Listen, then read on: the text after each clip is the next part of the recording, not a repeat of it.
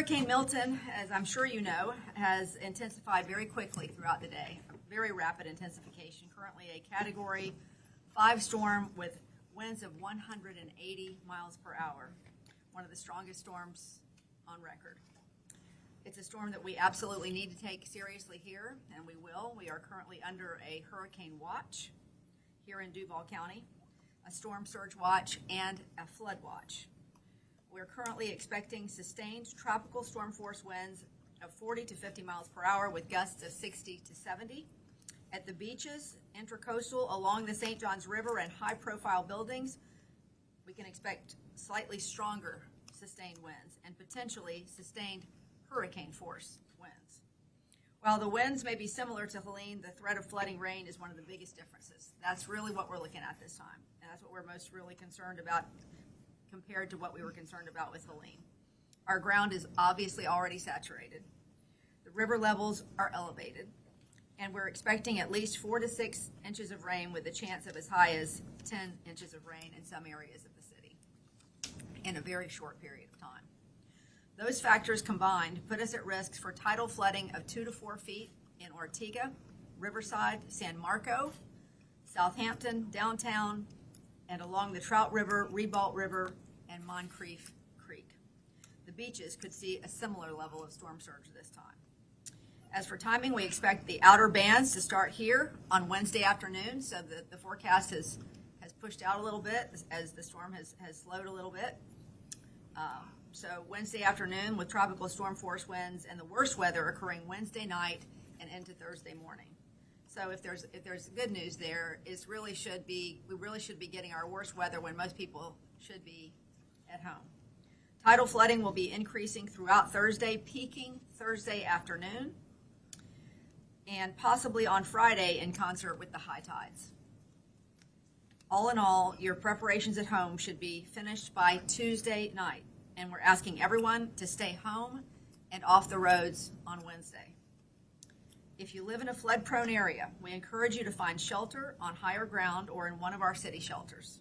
Alex Booth from the National Weather Service is going to tell us more in just a few moments, but I need to get through a bunch of other information for you first. So, local state of emergency, we'll be declaring that at 8 a.m. tomorrow morning. As a reminder, this is a necessary step to initiate the local resources that are needed to protect the public during a storm. Also today, Governor DeSantis added Duval County to the executive order declaring a state of emergency on the state level. So we appreciate the state's collaboration and support, even when they prepare for other parts of the state facing the brunt of this storm. Both the president and vice president's office called me within the last hour to ask if there is anything that we need and to offer their assistance through the storm. They asked us to keep in touch and let us know if there is anything we need here in Jacksonville, and I'm very grateful for that. Given all the needs that they have been actively having to address in both all of the Florida, Georgia, and in the Carolinas. The Duval County Emergency Operations Center is partially activated today, and it will move to full activation at 8 o'clock tomorrow morning. Our team will also be providing a briefing to the City Council at 3 p.m. tomorrow afternoon. At the conclusion of this special council meeting, they will adjourn and immediately convene their regular council meeting.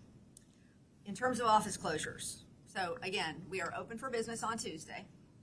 All City of Jacksonville offices will be closed beyond essential personnel Wednesday through Friday. So Wednesday, Thursday, Friday, only essential personnel will be reporting for duty.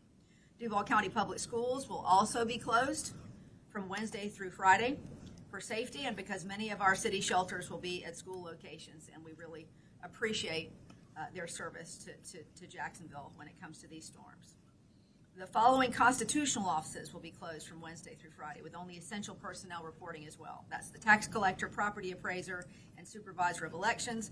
The 4th Judicial Circuit Court, clerk of court, and public defender's office will be closed the same days with the first appearance court still conducting normal operations. While you will see the weather clearing up on Friday, please keep in mind that we anticipate storm debris and continued tidal flooding into Friday. Additionally, 5 of our shelters are at schools. So speaking of the shelters, we have 6 for this storm. We had 5 for the last one. We've added 1 for this storm to have one that's closer to the beaches because we do expect to have more severe conditions out toward the beaches this time. But especially if you're in a trailer or an older home or a low-lying area or under a heavy tree canopy, please consider going to a shelter. The following shelters, or finding a place to shelter.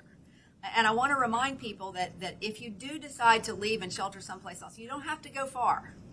You can relocate to a place that could be 5 or 10 miles from your home that just happens to be in a place that is safer and doesn't have one of those characteristics. So here are the shelters: Atlantic Coast High School, Chaffee Trail Elementary, the Legend Center, Landmark Middle School, La Villa School of the Arts, and Arlington Middle School. We'll also have, did I say the, yeah, I said the Legend Center. Okay, JTA will also be providing free transportation to shelters starting on Wednesday morning. And I want to take a moment to talk about something that I shared with you earlier today that I think is going to be helpful in this storm. We introduced today something we are calling HealthLink Jacks, and that is a brand new program that is meant to help us reduce the 911 emergencies that people, when people show up in emergency rooms, when they have conditions that aren't necessarily an emergency. So if you're uninsured and you need health care, please contact HealthLink Jacks. This is a free service available 24/7 that provides on-demand visits with board-certified doctors through a video call, and then connects patients with free local clinics and other existing community resources. Now, obviously, if you have a true emergency, please, we want you to go to the emergency room or call 911. If you don't, and you just have something that you're concerned about, make use of that line. It's 904-925-CARE. That's 904-925-2273, and it's available to all Duval County residents who do not have insurance. In terms of JEA, these guys were rock stars during Helene. They did a great job of getting power back quickly and safely. And I want to tell you, they're really pressed this time because the crews have now all been deployed up to North Carolina. There's a lot of crews that have now been deployed down to the Tampa area where we're expecting the brunt of this storm to hit. So they don't have as many crews that are able to tackle this storm as we had for Helene. We've got another 20 crews coming tomorrow, but that's still about 37% of what we had for Helene. We're going to continue to try to get more. But please, I'm asking you, knowing what others are going to be going through around this state with a Category 5 hurricane barreling down the ocean at them, please try to have some patience as we try to get the power restored. They're doing the best they can, and they're working hard and trying to be safe at the same time.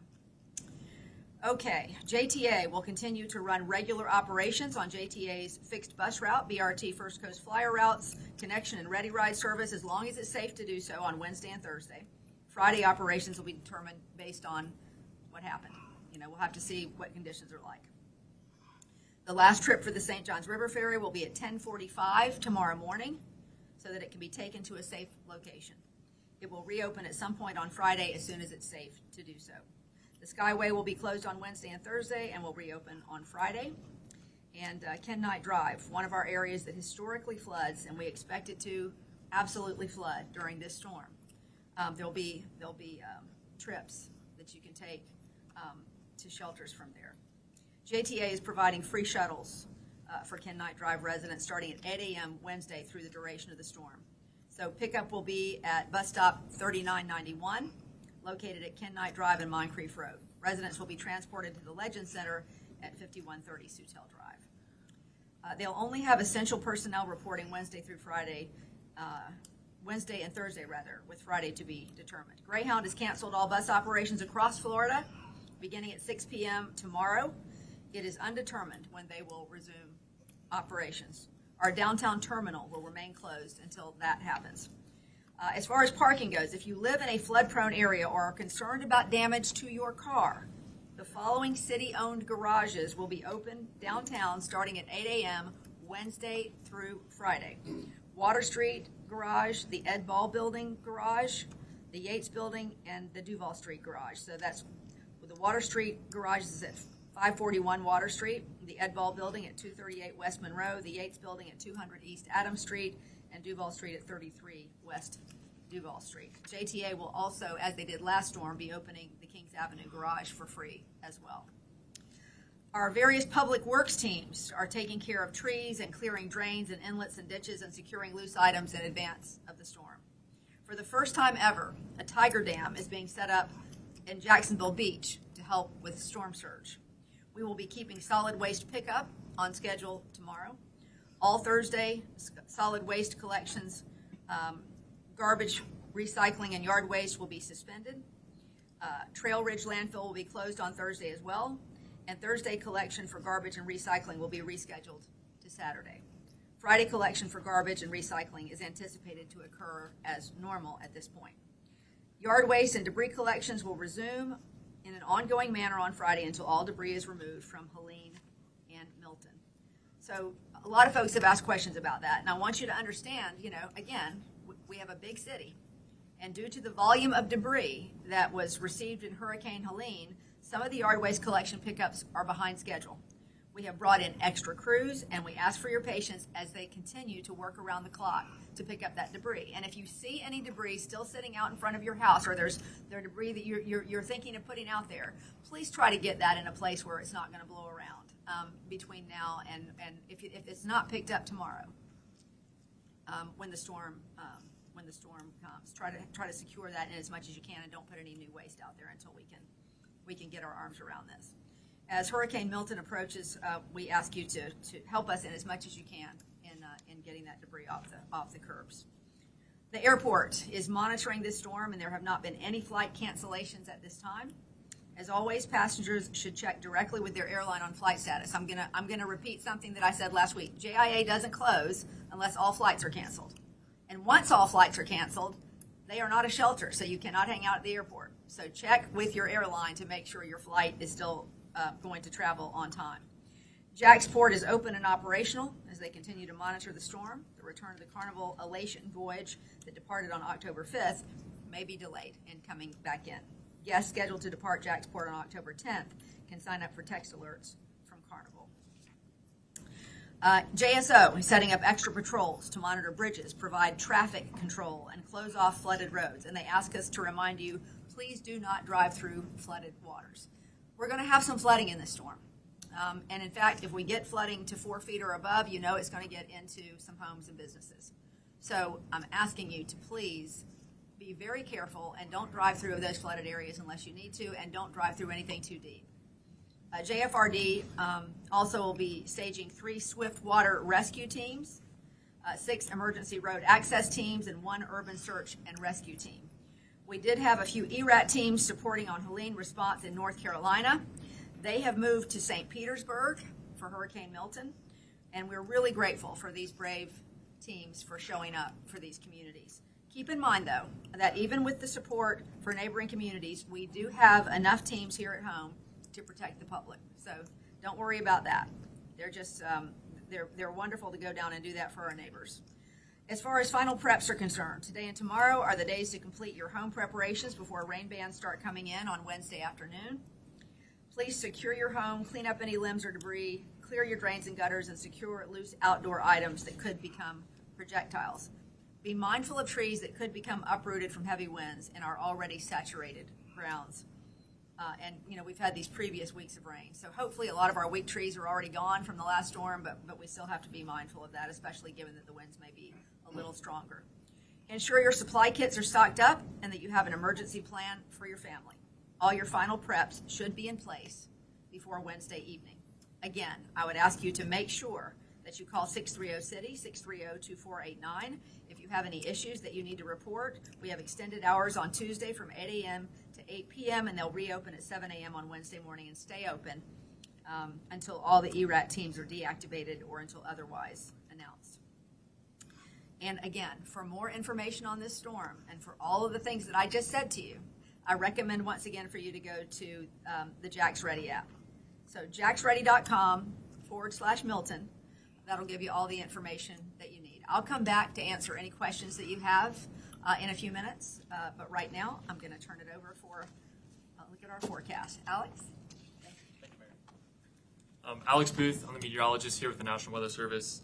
Just to discuss Hurricane Milton today, we saw a rapid intensification, as the Mayor alluded to earlier, to a Category 5 storm, which is now moving east around 10 miles an hour in the Bay of Campeche toward the Yucatan.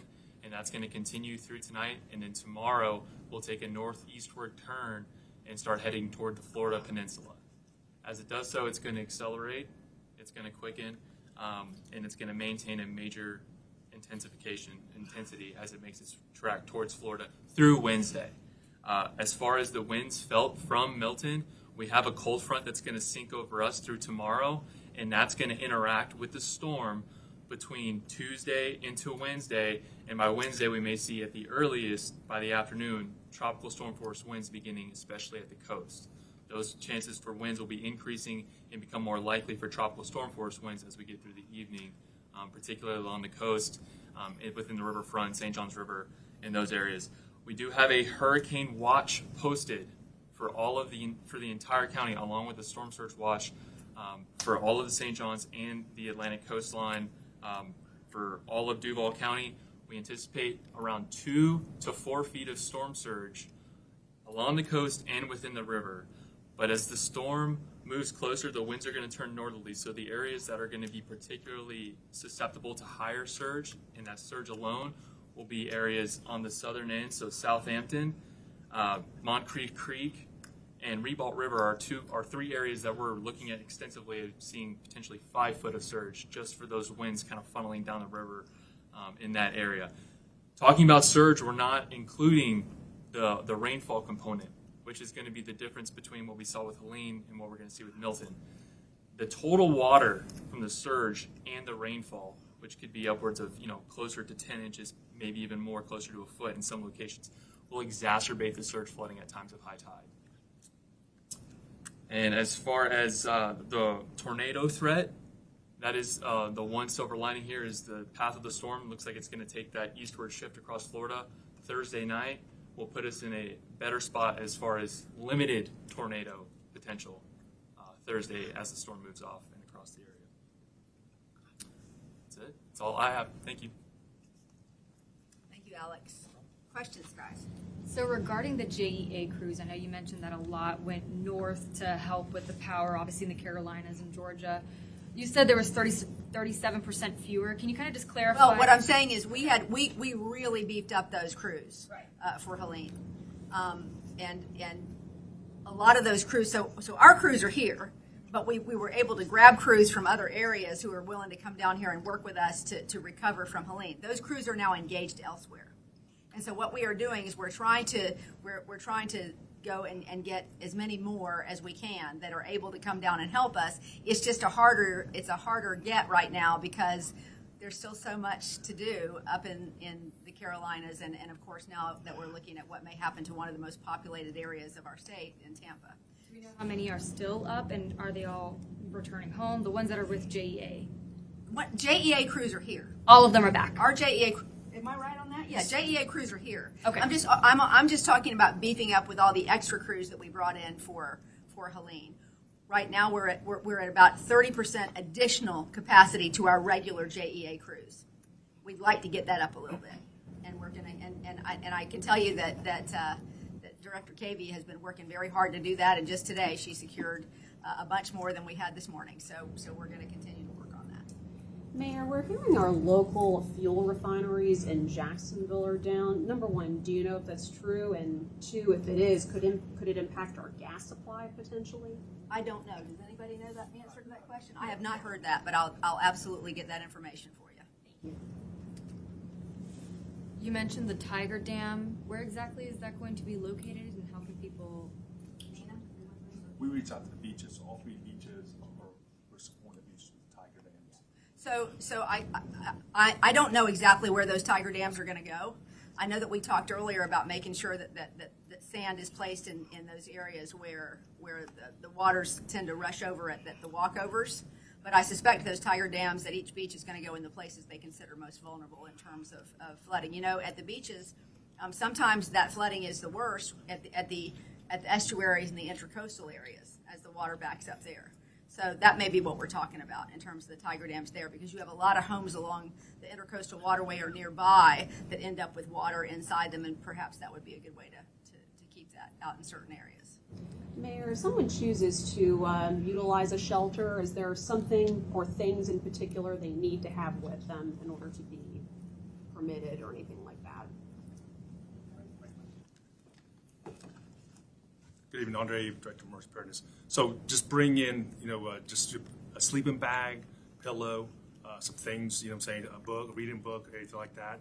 We'll have, through the assistance of Red Cross, we'll have drinks, snacks, and then at the second day we'll start feeding. But yeah, just bring things that you're comfortable with. Bring your ID, just in case you're asked. But that's it. Just your necessities for 2 to 3 days. And we did hear the 6 shelters. Are any of those special needs? Atlantic Coast High School. Yes, Atlantic Coast and also the Legend Center is dual population. Perfect. Thank you. Yes, ma'am. And Mayor, regarding the storm debris pickup, I know that some people are still recovering from what happened with Helene. I mean, we've actually had several people call us about the fact that they still have their debris in their front yard. Sure. I mean, are we expecting to have some more extra crews helping with Yes, that? well, the crews are working around the clock right now to get to as much of that as possible. Again, we have a city of 450 square miles. This is a big job. And the crews have really been working tirelessly since before Helene actually hit. So it's just a matter of volume and getting as much as we can possibly get. We're not alone in this. This is what's happening with communities all over these hurricane hit areas. So I can tell you our public works crews are working as hard as they possibly can, and we're bringing in extra to make sure that we get as much of that up as we can. I know it can be a frustration, but I can tell you that I know they're working around the clock. And Mayor, we just went through Helene. Can people pretty much expect that what they encountered, the impact during Helene, is what they're going to get during Milton as well? Is it comparable? Is it going to be better or worse? I think what you're hearing, or at least what I'm hearing from what I'm getting from the forecast, is that unlike Helene, which did not bring much rain for us, I think we had a couple inches at most from Helene.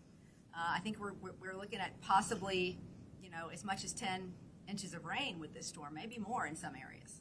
So that is a tough situation for areas that have already had saturated grounds, and at a time when we have an elevated river and certainly during times of high tide. So I think the thing that I am personally most stressed about in this storm is the flooding aspect. We just don't know yet how bad it's going to be, but we can assume that with the rain and with the winds and with the tides, we're going to get some flooding, and it may be flooding that is bad enough to get into people's homes and businesses. Beyond that, you're right, David. It doesn't look that much different. Although I would say that some of the wind values for the beaches are much higher than they were in the last storm.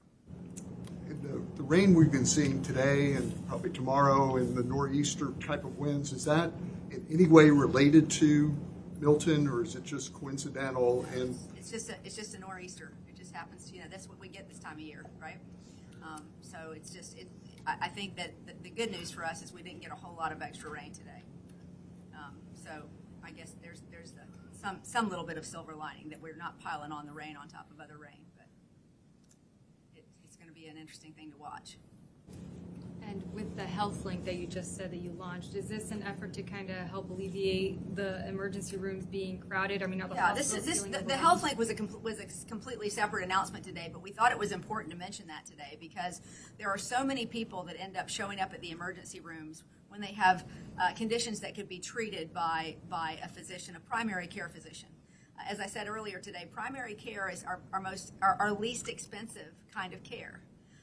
Whereas emergency room care is our most expensive kind of care. So if we can take all those folks that don't have insurance, that feel like the emergency room is their only resort, and give them another option where we can put them on the phone or on a video call, either one with a doctor, and that doctor can then help them determine what's the severity of their condition and then connect them with services that are already available in the city of Jacksonville with a primary care doctor somewhere.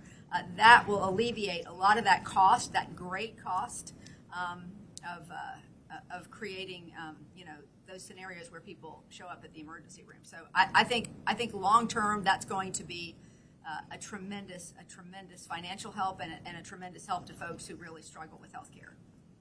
there is a hurricane watch, and this hurricane seems to get stronger by the hour. Was there any consideration in calling for evacuations, or is that no evacuations? That's really not something that's going to be required for this storm.